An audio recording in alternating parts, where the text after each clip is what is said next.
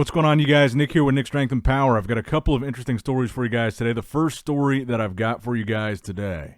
Let's talk a little bit about Keone PEarson. Keone posted a physique update today, this video, where he says he's weighing 205 pounds. He says he was 201 on stage at the Olympia, and then he puts that little teaser in the caption, "How well do you think I would do in open?" Now, obviously, switching to open is a hot topic right now in bodybuilding because of what just happened with Chris Bumstead and how well he did, how good he looked. Like I said, I really think that was one of the bigger stories of the year, maybe even top 3 biggest bodybuilding events of the year. But in addition to that, you also had Sean Clarita in that lineup, and I think he's getting a little bit overshadowed here because he did actually do really well at the Prague show. Some people are even saying, I believe it was Jay Cutler, I was just watching the Cutler cast, where Jay said he thought that Chris looked even better at this open show than he's ever looked in Classic Physique, implying that not having a weight cap at that show really improved Chris's physique. And the same could be said for Sean or Keone, even though Sean is well below the 212 cutoff. But for Sean to be not runner-up, but runner-up to Chris, third place, Chris was second, Martin won. For him to be that close and place right behind what people are calling the best ever version of Chris Bumstead is pretty impressive. And you also have to consider that now Keone has beaten Sean back-to-back at the Olympia. So it would stand to reason that if Keone switched to open, he would be better and do better than Sean has done. And not only just on paper, the fact that Keone has beaten Sean back-to-back at the Olympia now, but Keone is taller. He's got a better structure that I think size could be added to for open bodybuilding, where a guy like Sean is really, really limited by his size. He's got a ton of muscle for how small he is, but that structure is only going to allow for so much size to be on that frame. Keone is not in that same situation. I don't think Keone has reached his peak of how much size he can put on. So to answer Keone's question, I feel like Keone would do extremely well in open bodybuilding. And he's teased it before, and I've said this before, that I think he should do it eventually. He's now proven his point, back-to-back 212 Olympia titles. Derek Lunsford, I want to remind people, only won a single 212 Olympia before switching to open bodybuilding and being a top 2 Olympian, and then 1 year later won the Olympia. So it would stand to reason that Keone could do the same thing. I think Keone is either the same height as Derek or maybe slightly taller. I don't think he's as short as Derek. I think he's 5'6" or 5'7". But I think if anybody could replicate what Derek did, it would be Keone. And I think him and Derek actually have pretty similar physiques. Obviously, he doesn't have the back that Derek has, but structure-wise, V-taper-wise, how they look in the front double bicep, the front lat spread, crazy small waist, crazy taper, lat flare from the front. I think they look very similar in that regard, but I would even argue that Keone probably has better genetics for bodybuilding than Derek does. So I would love to see what an unrestricted, not capped version of Keone's physique looks like. Will he be able to maintain the aesthetics that he has, or would they be sacrificed in the pursuit of size for open bodybuilding? Because that was kind of the big thing for Derek that I thought Derek did very well, is he put on a lot of size in a short amount of time coming from 212, and he didn't sacrifice his midsection at all. In fact, it was still the strongest point of his physique. Great V-taper, great midsection, could still pull a vacuum pose right after the transition to open. But again, if we bring it back to Sean Clarita, who Keone has now beaten twice pretty decisively, I think that, again, it kind of got overshadowed how well Sean did. This was a really good lineup, in third behind a top 4 open Olympian and a 6-time Classic Physique champ that Jay Cutler is calling the best version of Chris ever. That's a pretty big accomplishment for Sean, and I think it stands to reason that Keone would do even better than that. Now, next up in the news, the latest physique update from William Bonac. And I want to talk about this because I feel like there's probably a strong chance that he's going to be doing the Arnold Classic 2025, which is hard to believe. That's only about 3 months away, maybe 3.5. But that's coming up quicker than we think, and Bonac is a former Arnold Classic champion. He typically does the Arnold, and he's in really good shape in this update. So I wanted to bring that up because I feel like sometime soon we're going to be getting that full list. And we already know that Andrew Jacked and Samson Dauda are both doing the Arnold Classic. And I believe that Hadi Chupin has already come out and said he's not doing it. He's just focusing on the Olympia for 2025. But I have a feeling it's going to be a really exciting Arnold Classic lineup because don't forget, last year at the Arnold, they announced they were upping the prize money for this year's Arnold to $500,000. So crazy prize money. I feel like we're going to see some really big names turn up for this Arnold. And then the Olympia this past year, 2024, raised their prize money to $600,000 in response to the Arnold.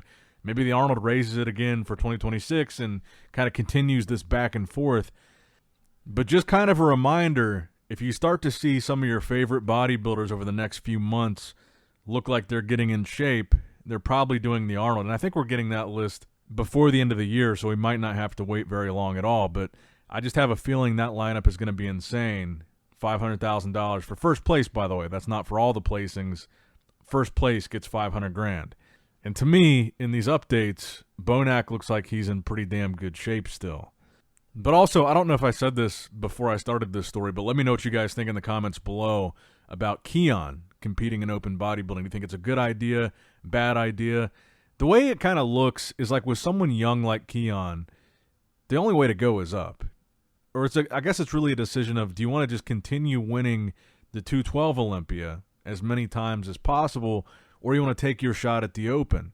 Because the other piece that I wanted to add to that, and I think this is a big incentive, even for guys like Chris switching to Open, one of the reasons is money. Keone won $50,000 for winning the 212 Olympia this year.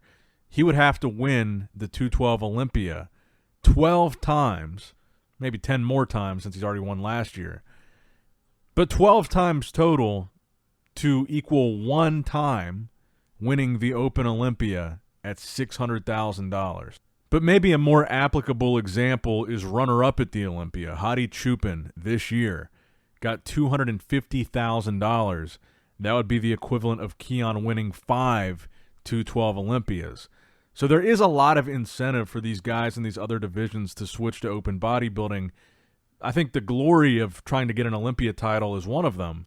But I think money is also a big one, especially for a guy like Keone that's really young, pretty early in his career still. Do you want to compete in 212 and, like, not to say waste, but spend those prime years just pursuing the 212 title a bunch of times? Or do you want to use some of those prime bodybuilding years pursuing the big title in open bodybuilding? I think is another way of looking at it.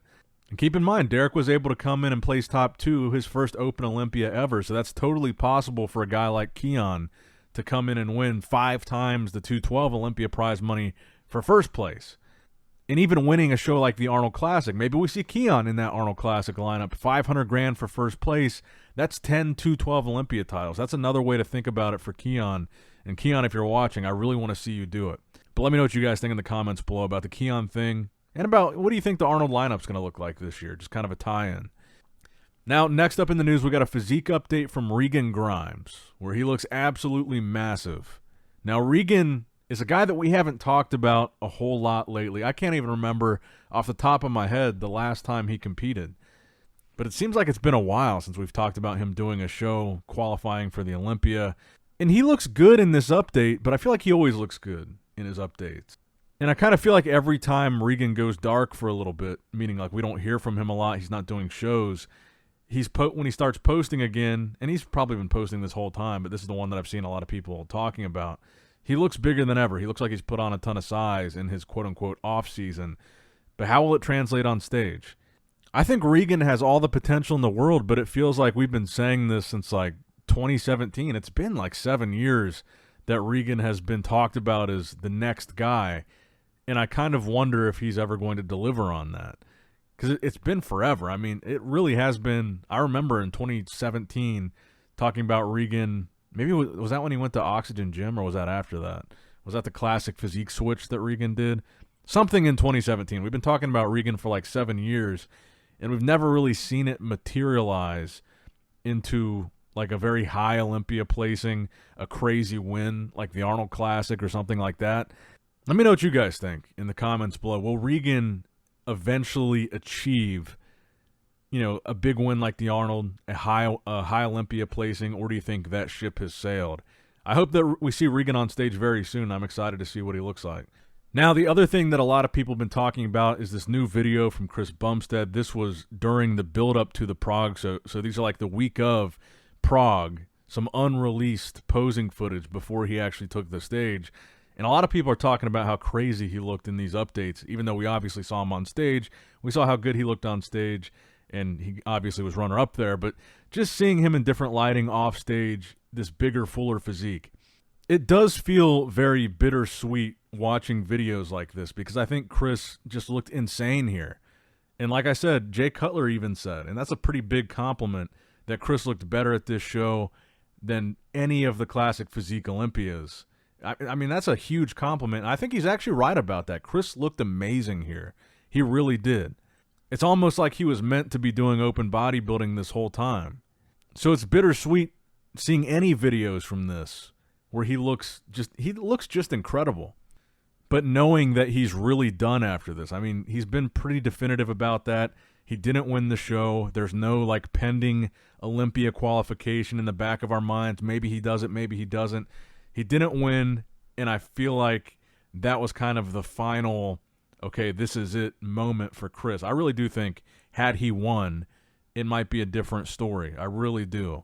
But I think he took that second place and said, okay, this really was meant to be my last show. So it's bittersweet just seeing how crazy Chris looked on stage, off stage, building up to the show, and just knowing we're never going to see this version of Chris again.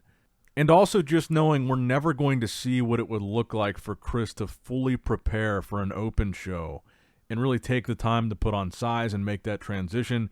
We're never going to know what could have been, I think, is the bitter part of it. But I think the sweet part of it is that we got a little bit of taste of what it could have been with this Prague show. But it is kind of sad to really kind of accept that Chris is done, because he was a pretty monumental figure in the modern bodybuilding landscape of the last 6 years.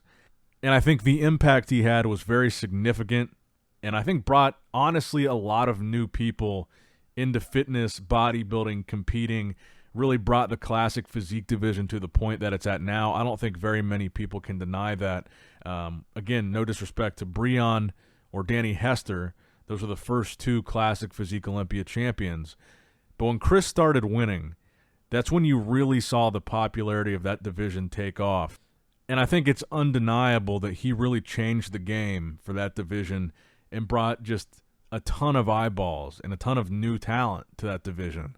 Because I feel like his physique was a physique that a lot of people sought after and maybe felt like it was more attainable than like a big Ramy or a Phil Heath or an open guy. And that's why it is kind of sad to not know what Chris would look like as a fully fledged open bodybuilder. Could he have completely changed the game as far as what an open winning physique looks like? Because like we talked about how Sean Clarita is limited by his structure and how Keone has a little bit more room to go up because he's taller, Chris is taller than all these guys. He's got a lot of room to add size to his frame because his frame is massive. And I believe he's the same height, if not slightly taller, as Andrew Jacked. And you guys see, you know, Andrew, Samson, these are the guys that are 300 plus pounds in the offseason because they're taller. They've got bigger frames. So could Chris have been like a peeled, aesthetic 275 on stage? Like just a crazy, freaky physique that maintained all his lines and aesthetics that he brought from classic physique? We'll never know. But let me know what you guys think in the comments down below. Make sure you like the video, subscribe to the channel, click that bell notification icon, all that good stuff. And as always, I love you guys, appreciate you guys. Nick Strength and Power, signing out. All right, guys, don't forget to click that like button and subscribe to this channel if you enjoy the content. Also, check out my Instagram at NickStrengthPower. my Facebook page, which is simply Nick Strength and Power, my secondary YouTube channel, Nick Strength and Vlogs, for vlogs and bonus content that you will not see on this channel, and consider subscribing to my third YouTube channel, Nick Strength and Pokemon, which is all things Pokemon and trading card games, completely unrelated to this channel. So if you're into that, give that one a look. And all links to merchandise and social media will be in the description box below. If you guys want a Nick Strength and Power t-shirt, that will be in the Shopify link below. Have a great day.